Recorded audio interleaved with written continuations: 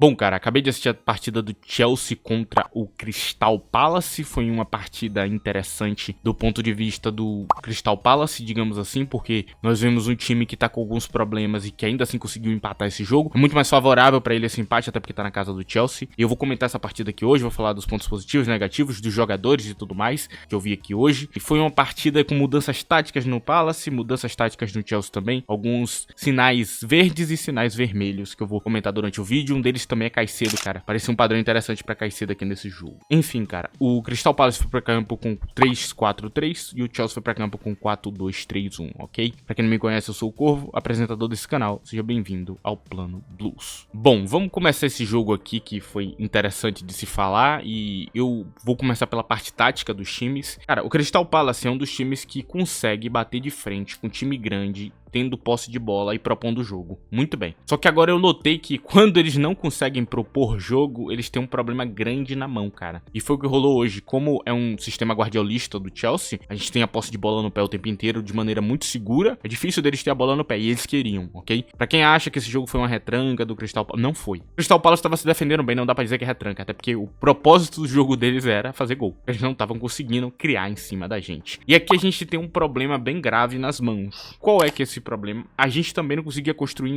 dentro deles, entendeu? A gente não conseguia ganhar campo direito neles. Estavam muito compactados e o que faz, de novo, parecia uma retranca, mas não era uma retranca. Era um sistema mais ofensivo mesmo. Só que como eles não pegavam na bola e eles não tinham, nenhum dos dois lados fez um jogo acontecer. Então é um jogo onde nenhum dos dois lados construiu com qualidade, nenhum dos dois lados tinham padrões realmente grandes de ataque e era um jogo meio morno, meio de campo. E cara, a tendência desse tipo de jogo é se tornar um jogo mais físico e foi o que aconteceu. A gente viu o Dayot Camada metendo pernada em todos os jogadores do Chelsea no começo do jogo. Muita falta, muita fisicalidade, muita trombada. Foi um jogo muito físico. Alguns podem dizer, os dois times estavam se estudando. Pra mim, os dois times estavam de palhaçada na maior parte do tempo, cara. Eu não curto muito esse jogo. Não foi o modo extremo como foi Chelsea e Liverpool na era Graham Potter, que ali era uma palhaçada de verdade. Aqueles caras se batendo no meio de campo. Mas não foi dos mais bonitos de se ver esse jogo aqui, cara. Ambos os times pareciam ter medo de realmente arriscar. E eu entendo do lado de Enzo Maresca, quando ele arriscou no último jogo, ele tomou um 2-1 do Servette, e eu entendo o medo dele nesse jogo, ele tenta fixar melhor as coisas. De certa forma, a nossa defesa funcionou bem. Lembrando que o Crystal Palace não é um grande adversário pra gente, de muitos pontos, assim, se você olhar, meio que o Chelsea é meio que quase que um counter da ideia de Glasner, e deu pra ficar bem claro durante essa partida quão difícil é, igual o Manchester City também seria um counter, o Arsenal seria um counter. Eu acho que a ideia de Glasner é muito boa contra times como o Liverpool, times como o Manchester United, que são times mais rápidos e não times que tenham a posse de bola extrema, assim, construir com mais calma, porque aí você tira da mão dele a maior arma dele, que é a posse. É um time que tenta propor jogo e não conseguiu esse jogo, então nenhum dos dois times conseguiu armar. A parte tática desse jogo não foi das mais bonitas. No começo do jogo eu não conseguia ver quem era o lateral invertido de verdade, cara. Malo Gusto e o Cucurella estavam subindo. Eu não sei porque o Cucurella tá tão agressivo em campo. Eu volto a me perguntar se isso é coisa do treinador. Não me parece ser o caso, cara. Eu não sei porque ele está fazendo isso e eu não sei porque o treinador tá permitindo. Mas o Cucurella tem subido muito mais do que a linha dele e eu acho que tá na hora de meter ele no banco, cara. Renato Veiga tem uma disciplina de posicionamento muito boa. Ele não faz esse tipo de coisa e isso pode gerar lacunas e gerou em alguns momentos. Alguns contra-ataques, se o Palace tivesse aproveitado um pouquinho melhor, tivesse um momento melhor de jogo, eles teriam feito gols em cima da gente por causa dessa fraqueza aí que o Cucurella tava gerando em campo. Então esse é mais um padrão aí que deu pra ver. Outro padrão tático que dá pra ver é Caicedo jogando como lateral invertido assim que Malo Gusto saiu do campo. Eu mais pra frente vou falar sobre esse assunto também. E o gol de Nicolas Jackson talvez faça parecer ele melhor do que o que ele realmente é. Eu lembro pra vocês, cara, ele só empurrou a bola pra dentro, cara. Pelo amor de Deus, pare de falar besteira, cara. Não, gente, ele não é o Ronaldo Fenômeno. Não, gente, ele não é um jogador incrível. Ele só empurrou uma bola pra dentro do gol, cara. Se ele perdesse aquele gol, eu ia xingar a última geração da família dele, cara. Porque era só empurrar a maldita bola pra dentro. E eu fiquei com medo dele perder quando eu vi a bola indo na direção dele. Eu sempre tô com medo dele perder o gol, cara. Vou ser bastante sincero, esse é meu sentimento com o Nicolas Jackson. E durante a partida, deu pra ver esses momentos. E eu tô citando ele aqui porque ele não tá nem no negativo, nem no positivo, quando eu citar mais pra frente. Eu tô citando ele separadamente aqui porque ele teve muitas oportunidades e algumas delas ele perdeu. E aqui eu entro na estatística, porque a estatística é algo maravilhoso de se falar. Nicolas Jackson fez um gol e teve 1.34 de XG. Teve várias bolas que entraram de Mudryk, teve bola de Cole Palmer, teve bola de Malo Gusto pra ele e ele teve um XG abaixo dos gols marcados. Outro centroavante melhor teria feito 2 gols ali naquele jogo 3 e a gente teria ganhado o jogo. Teve a bola do jogo nos pés de Nicolas Jackson, ele perdeu. E eu não coloco como negativo não só porque ele fez o gol, mas porque ele estava jogando direito a partida. As outras partes do campo ele cumpriu, como fazer pressão, como marcar, como criar jogadas, ele fez direito, ok? Mas não é o que eu esperava de um centroavante de Big Six. Volto a repetir, eu não gosto de Nicolas Jackson na posição de titular, acho que é um erro e vamos ver até onde esse erro vai, cara. E eu volto a repetir, usem as estatísticas, porque nesse momento aqui dá pra ver claramente que o XG dele tá negativo. Por mais que você não goste de usar estatística, ela serve exatamente pra isso, cara. Você pegar a grande chance que o cara perdeu e falar sobre elas, tá ligado? Do outro lado, eu vou separar aqui em um jogador do outro lado, que é Ebereth Eze, cara. O gol de Eze é completamente fora da curva. O Palace não devia ter feito gol, inclusive. Não naquela jogada, em outras talvez, mas naquela jogada não, cara. Eze fez um golaço absurdo. Eu tô com elogio aqui no canal há muito tempo, né? Coloquei ele já em elencos do Chelsea, inclusive. É um jogador que eu gosto muito. E que golaço, cara. Ele desbalanceou muito a partida. Ah, a culpa de Roberto Sanches, eu não sei, cara. É uma bola difícil de defender, hein? Bem difícil mesmo. Foi muito surpreendente o chute dele. E é basicamente isso, cara. Agora eu começo a falar dos negativos e positivos. Vou começar pelos negativos e eu vou começar pelo time do Crystal Palace. Cara, esse Will Hughes, que eu inclusive tirei ele do elenco do Crystal Palace quando eu remontei esse elenco do Crystal Palace aqui no vídeo, ele é horrível, cara. Eu só vou falar isso. Ele é horrível, ok? Ele fez um monte de merda durante a partida e ele só atrapalhou Adam Artum durante todo o jogo. Era como se tivesse um cara puxando ele pra baixo ali. Basicamente é isso. Eu acho que o único que eu faço críticas aqui é ele. E Mark Guerre ficou perdidaço em campo em alguns momentos, dormindo. E inclusive um gol que Madueke perde vem dessa coisa de Mark Guerre aí dormindo em campo. Tem umas 2, 3 dormidas durante a partida. É complicado.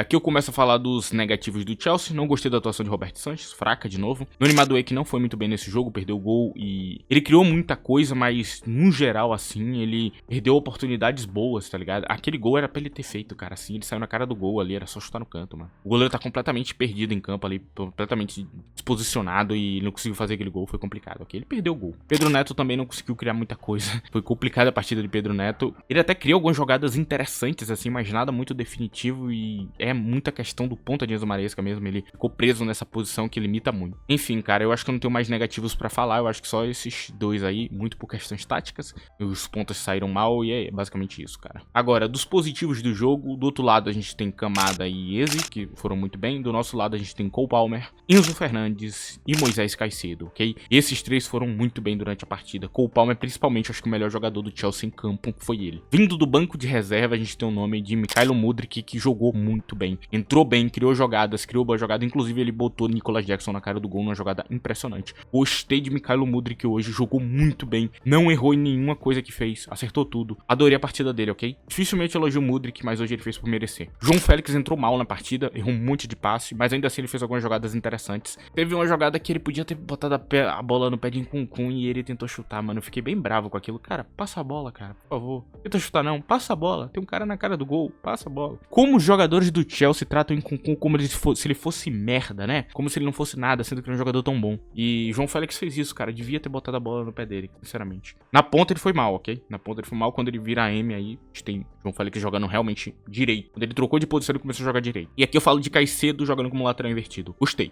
muito. Acho que a gente achou nosso lateral invertido, hein? Ele já tinha feito isso no jogo da Inter de Milão, né? Que ele virou lateral ali durante o período. E ele equilibra bem, ele tem muito bom em 1v1, ele sabe dar pernada pra roubar a bola, ele sabe a hora que tem que estar no meio e na lateral. Ele é o melhor de todos, ok? Caicedo é nosso lateral invertido da temporada. Eu não vejo outro aqui. Não tenho curtido nenhum lateral invertido até agora que surgiu. Renato Veiga parece ser o mais correto do bonde, mas eu gosto de Caicedo nessa posição, pra ser bastante sincero pra vocês. Eu curti Caicedo fazendo essa posição, acho que futuramente vai ser nosso jogador mais importante. Não gosto de Enzo Fernandes muito perto da linha de ataque, ele não tá contribuindo muita coisa. Ele contribui na questão do passe, só que ele consegue fazer esses passes lá de trás também, entendeu? Então você meio que não precisa botar ele lá na frente, porque ele não tá ajudando a penetrar a área. Você vê que o João Félix traz um perigo muito grande pra linha de marcação, e Palmer também, Enzo Fernandes não. Então a gente viu o Palmer ali com um padrão de descer mais pro meio de campo, armar o jogo, fazer bons passes, inclusive ele fez ótimos passes, ok? Palmer criou muito jogo, tomou a maior nota do jogo e não é à toa, ele criou muito. Ele pode não ter feito gol e assistência, mas jogou muito bem. Jogou muito bem, assim, disparadamente.